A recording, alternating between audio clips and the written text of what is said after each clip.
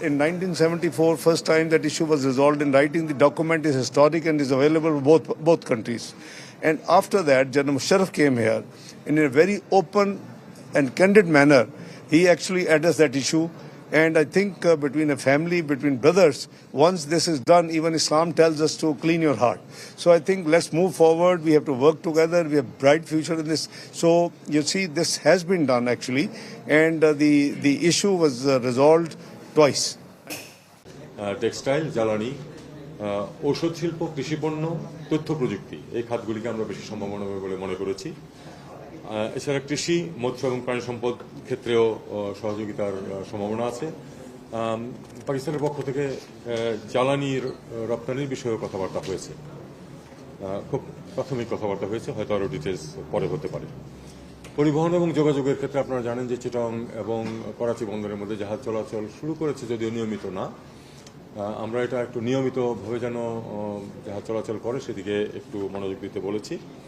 এবং ফ্লাইট চালুর ব্যাপারে দুটো এয়ারলাইন্সকে প্রাথমিক সম্মতি দেওয়া হয়েছে। এখন এটা ডিটেলস ওয়ার্কআউট করা হচ্ছে। সেক্ষেত্রে এটা সম্ভব যে এই দুই দেশের মধ্যে সরাসরি বিমান যোগাযোগ সম্ভব হবে।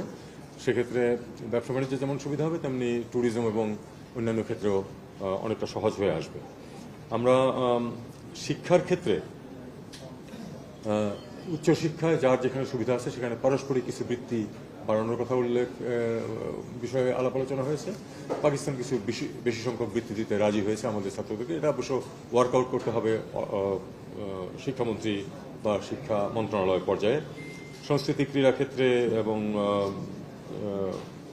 এই শিক্ষাক্ষেত্রে বেশ কিছু অগ্রগতির সম্ভাবনা সৃষ্টি হয়েছে বলে দুই পক্ষে আমরা মনে করি, এবং সেটা আমরা ফলো আপ করতে চাই। এটা বলা হয়েছে। প্রকৌশল, কৃষি, সেচ ইত্যাদিতে আমাদের পরস্পরের অভিজ্ঞতা বিনিময় এবং আমাদের যারা বিজ্ঞানীরা আছেন তাদের মধ্যে রিসার্চ কাজের বিনিময়ের ব্যাপারে কথাবার্তা হয়েছে। দেশের দ্বিপাক্ষিকের বাইরে আঞ্চলিক সহযোগিতা, আপনারা জানেন যে সার্ক তো এক ধরনের মরিবান্ড অবস্থায় আছে।